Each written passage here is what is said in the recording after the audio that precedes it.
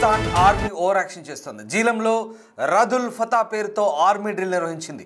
Indian బోర్డర్కు కేవలం 190 కిలోమీటర్ల దూరంలో భారీ సైనిక డ్రిల్ చేపట్టింది పాకిస్తాన్ ఆర్మీ.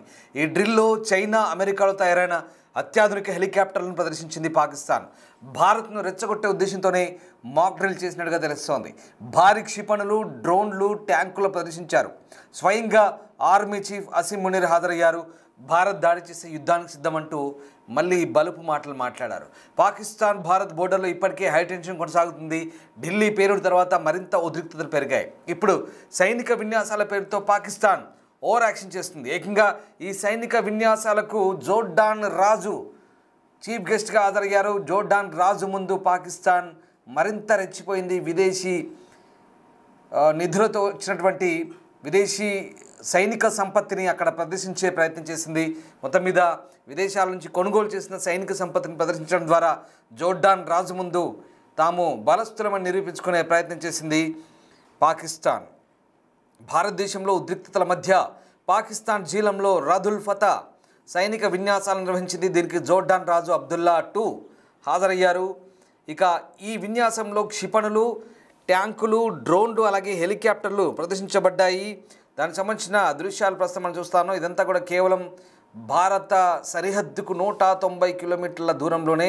ఇదంతా కూడా జీలం నది పరివాహక ప్రాంతంలో జీలం జిల్లాలో జరిగిన సైనిక విన్యాసాలు ఇవి. భారతదేశంతో పెరుగుతున్న ఉద్రిక్తతల మధ్య పాకిస్తాన్ ఆదివారం నాడు పంజాబ్ ప్రావిన్స్లోని జీలం జిల్లాలోని టిల్ ఆఫ్ ఫైటింగ్ రేంజ్లో రాద్ ఉల్ ఫతా అని ప్రధాన సైనిక విన్యాసాలు నిర్వహించింది.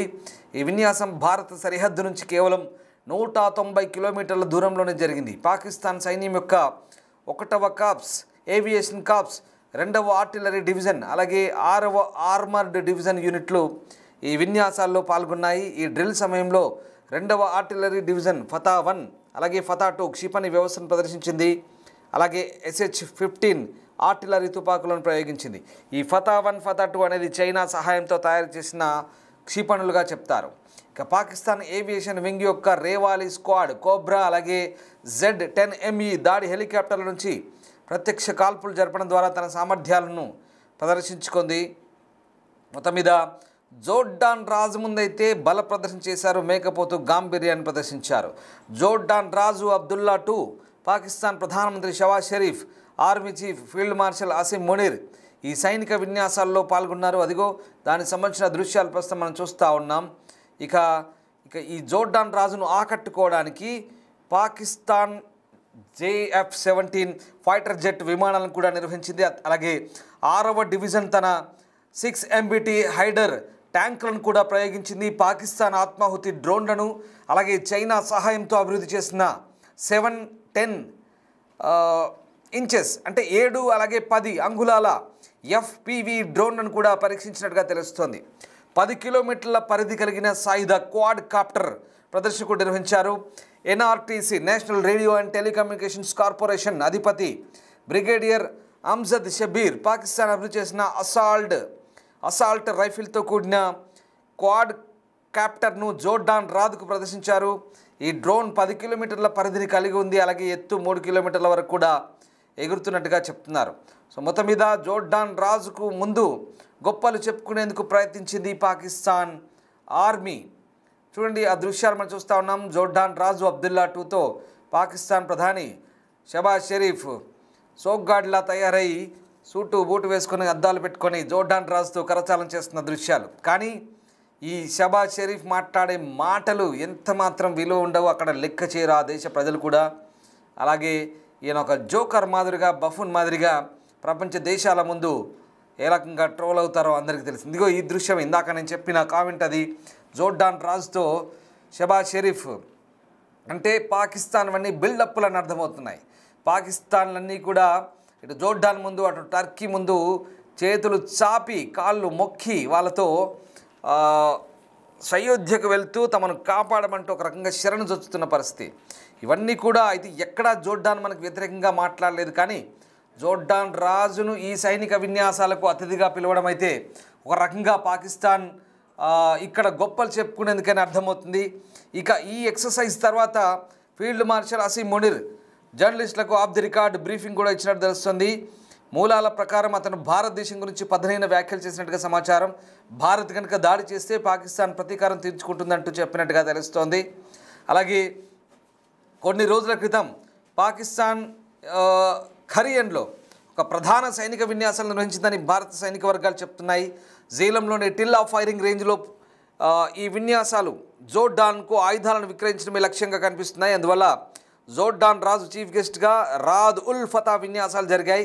ఈ సమయంలో పాకిస్తాన్ సైనిక అధిపతి సాధారణంగా కూర్చునే నంబర్ ప్లేట్ 786 కలిగిన GHQ అధికారిక జీపును అసీం మునీర్ స్వయంగా నడుపుతున్నట్లుగా కనిపించిందని అధికార వర్గాలు చెప్తున్నాయి. అదిగో ఈ హెలికాప్టర్లు, ఆ డ్రోన్లు, ఆ మిసైల్స్ ఇవన్నీ కూడా జోర్డాన్కు విక్రయిస్తాడట.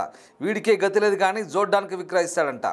వీడు డబ్బులు లేక, ఈ పాకిస్తాన్ పాలకులు డబ్బులు లేక ఉక్రెయిన్ రష్యా వార్ జరుగుతుంటే ఉక్రెయిన్కు మందుగుండు సామాగ్రితో అమ్ముకున్న ఈ బిచ్చగాళ్ళు, ఈ పాకిస్తాన్ బిచ్చగాళ్ళు ఇప్పుడు జోర్డాన్కు మందుగుండు సామాగ్రి అమ్ముతారంటూ చేస్తున్నటువంటి ప్రయత్నాలన్నీ కూడా ఒక రకంగా హాస్యాస్పదంగా కనిపిస్తున్నాయి.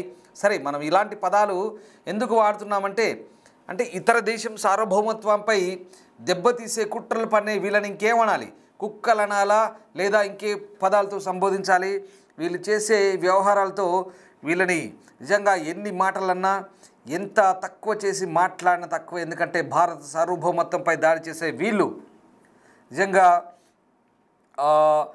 విదేశీ అగ్రరాజ్య దేశాధినేత కాలు నొక్కుతూ వాళ్ళ బూటు కాలిని నాకే ఒక పనికి మళ్ళీ దద్దమ్మలుగా సొంతంగా వాళ్ళ దేశ పౌరులే సోషల్ మీడియాలో ట్రోల్ చేశారు. ఇంకా మనం అనే మాటలకు కూడా ఇక్కడ ఏ రకంగా బాధపడాల్సిన అవసరం లేదు. వీళ్ళను నిజంగా ఎంత అన్నా తక్కువే. ఈ అసీం మునీర్, ఈ షహబాజ్ షరీఫ్ ఇద్దరు కూడా దేశాన్ని తాకట్టు పెట్టే పనిలో ఉన్నారు. అందులో భాగంగానే వీళ్ళు ఆడే డ్రామాలు, వీళ్ళు ఆడే బఫూన్ జోకర్ వేషాలన్నీ కూడా ఈ రకంగా ప్రపంచ దేశాల ముందు తేడతెల్లమవుతున్నాయి. ఇంకా వీళ్ళకే వీళ్ళ సైనిక స్థావరాలను కాపాడుకునే దిక్కు లేదు. ఆపరేషన్ సింధూర్లో భారత్ చేసిన దాడులకు తలో దిక్కు తోక ముడిచి పారిపోయి చావు తప్పి కన్నులొట్టబోయినట్టుగా చతికిలబడ్డ వీళ్ళు ఇప్పుడు జోర్డాన్కు యుద్ధ సామాగ్రి అమ్మేందుకు ఈ సైనిక విన్యాసాలను ప్రదర్శిస్తూ అక్కడ ఆ జోర్డాన్ రాజు ముందు గొప్పలు చెప్పుకున్న దృశ్యాలు చూస్తుంటే నిజంగా నవ్విపోదురుగా నాకేటి సిగ్గు అన్నట్టుగా ఉంది. కొన్ని పేలుడు పదార్థాలను అక్కడక్కడ పేల్చడం ద్వారా అదేదో భారీ ఆయుధ సంపత్తిని కలిగి ఉన్నాం, లేదా భారీగా యుద్ధ సామాగ్రిని, అధునాతన టెక్నాలజీని తాము కలిగి ఉన్నామన్నట్టుగా. ఇదే పాకిస్తాన్ పంజాబ్ ప్రావిన్స్లోని జీలం జిల్లాలో జరిగింది ఈ సైనిక విన్యాసాలు. కేవలం ఇది మన సరిహద్దుకు 190 కిలోమీటర్ల దూరంలో ఉంటుంది. జోర్డాన్ అలాగే అజర్బైజాన్ ఈ రెండు దేశాల ప్రతినిధి బృందాల కోసం ఇక్కడ VT4, SH-15, M109 అలాగే ఇతర సాయుధ వాహనాలు ప్రదర్శించే రాదుల్ ఫతా సంబంధించిన ఫుటేజ్ మనం చూస్తున్నాం. డిస్టర్బింగ్ కంటెంట్ ఇది బిగ్ టీవీ స్క్రీన్పై. ఇక ఈ ఫుటేజ్ని మీకు అంతర్జాతీయ కొన్ని సోషల్ మీడియా ద్వారా మీకు అందించడం జరుగుతుంది. పాకిస్తాన్ సంబంధించినటువంటి కొన్ని వార్తా సంస్థలు కూడా ఇవి అంతర్జాతీయంగా ప్రసారం చేసుకున్నాయి. సో ఆ రకంగా ప్రస్తుతం పాకిస్తాన్ గొప్పలకు పోతోంది. సైనిక విన్యాసాలను ప్రదర్శించడం ద్వారా పాకిస్తాన్ ఆయా దేశాల ముందు తాము గొప్ప వాళ్ళమని చెప్పుకునే ప్రయత్నాలు అయితే చేస్తోంది. ఇక జోర్డాన్ రాజును ఆకట్టుకోవడానికి ఇవన్నీ కూడా నిర్వహించడం తెలుస్తుంది. సరే, ఇవన్నీ ఒక ఎత్తు అయితే ఇక్కడ పాకిస్తాన్ ఆర్మీ చీఫ్ చెప్తున్న మాటలు ఎలా ఉన్నాయంటే ఆఫ్ ది రికార్డులో జర్నలిస్టులతో భారత్ కనుక ఎప్పుడైనా యుద్ధం చేయడానికి వస్తే మేము కూడా రెడీ అన్నట్టుగా చెప్తున్నారు. అంటే దీన్ని బట్టి చాలా క్లియర్గా పాకిస్తాన్ సంబంధించినటువంటి పాలకులు భయపడుతున్నారని మనకు అర్థమవుతుంది.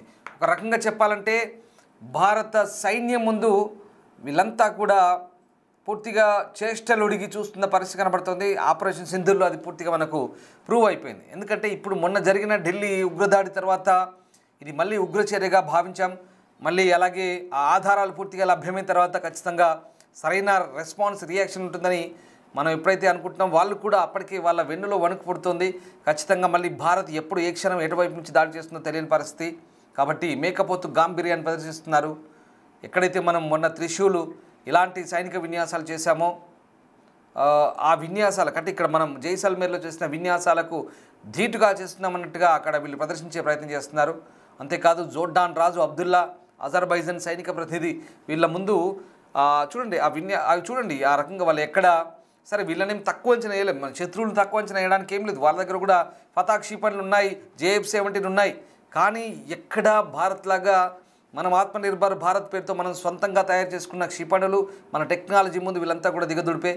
ఒక రకంగా చెప్పాలంటే సరే శత్రువుని మళ్ళీ చెప్తాను, శత్రువుని ఎప్పుడు ఎక్కడ తక్కువ అంచనా వేయలేము. కానీ వీళ్ళు చైనా అమెరికా తయారీ ఈ వ్యవస్థలను వాళ్ళకి చూపించి వాళ్ళకు అమ్ముదామని ప్రయత్నం చేస్తున్నారు. ఇది మరింత విచిత్రంగా ఉంది. అలాగే పాకిస్తాన్లో తయారు చేసిన చిన్నపాటి రేంజ్ కలిగిన డ్రోన్లను అక్కడ NRCT అని చెప్పాను ఇందాక, ఆ టెలికమ్యూనికేషన్ వ్యవస్థ సంబంధించినటువంటి ఒక వ్యవస్థ ఏదైతే ఉందో వాళ్ళు తయారు చేసిన చిన్నపాటి ఆయుధ సంపత్తిని వాళ్ళకి విక్రయిద్దామని ప్రయత్నిస్తున్నారు. సో ఆ రకంగా వీళ్ళ ఆర్థిక పరిస్థితి బాగాలేక వీళ్ళ మందుగుండి ఆర్టిలరీ సామగ్రితో సహా ఉక్రెయిన్ వాడికి అమ్ముకున్న చరిత్ర వీళ్ళది. వీళ్ళ దగ్గర అలాంటి పరిస్థితులు ఉన్నాయి. ఇప్పుడు వీళ్ళే మందుగుండి సామాగ్రిని ఇతరులకు అమ్ముతారంట. ఇది విచిత్రంగా ఉంది. సరే ఏదేమైనా వీళ్ళు చేసిన విన్యాసాలు ఒక రకంగా భారత్కు మేము కూడా తక్కువేం కాదు అని చెప్పే ప్రయత్నాల్లో భాగంగానే ఇక్కడ ఏదో మేకపోతు గాంభీర్యాన్ని ప్రదర్శిస్తున్నట్టుగా ఉంది. సో మొత్తం మీద ఇవాళ మన ఆర్మీ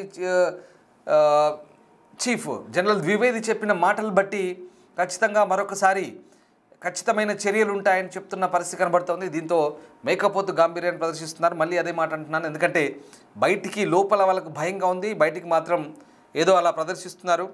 భారత్ ఎప్పుడు దాడి చేసినా తాము ఎదుర్కొనేందుకు సిద్ధంగా ఉన్నామని చెప్తున్నారు. కానీ ఈసారి భారత్ కనుక దాడి చేస్తే పూర్తి స్థాయి సమాధానమే ఉంటుందనేది మాత్రం చాలా క్లియర్.